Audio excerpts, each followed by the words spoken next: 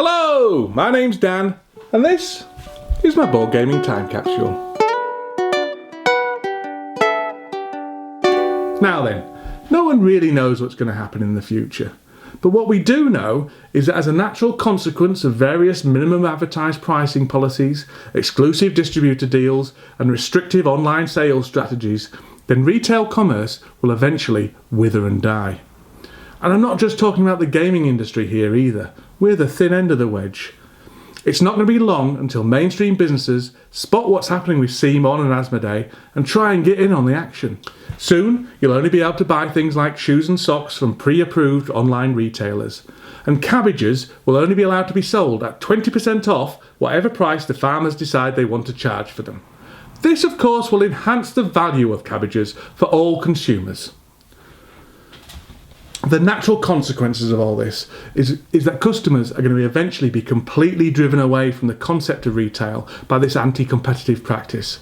And all forms of purchases will go underground and online through crowdfunding sites, which, I'll be honest, is going to be tricky when you run out of milk and have to wait 9 months for the pint you backed on Kickstarter to be delivered. With so many businesses using crowdfunding, then campaigns are going to have to become more and more creative with how they attract backers. For example, the Dice Tower already has promos, poker chips, and Dice Tower Dice Towers as reward for backers. But in the future, they're going to have to offer even more rewards and stretch goals, like Dice Tower Toilet Roll, Dice Tower Rice Krispies, and Dice Tower Dice Tower Dice Towers. Rumour has it that in the upcoming 2018 Dice Tower funding campaign, one of the stretch goals Tom's come up with is for every single backer to have their kitchen personally cleaned by the brothers Murph from Board Game Breakfast. Yeah, hi? What's up with the Dice Tower? Dice Tower, here to clean your kitchen. Move. Stop, all right. We're good. This is bad. Come on. All right, we got one more kitchen to go. We gotta go. Where's the Dice Tower? This is the Dice Tower. Woo! So, the people of the future are going to have to learn how to be creative and use their imaginations if they want to run any kind of business. And so we need to provide them with something that's going to foster those skills. And that's why this week I'm going to be putting this game, the Pathfinder role-playing game, into the time capsule.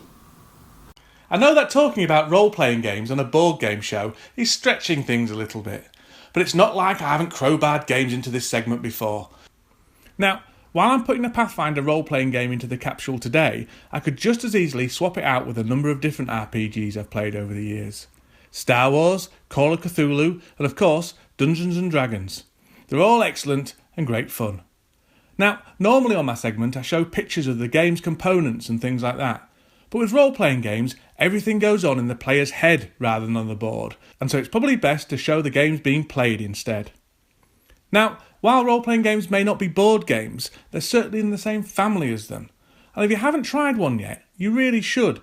In fact, I'd argue that role-playing games can sometimes be even better than board games at scratching certain itches.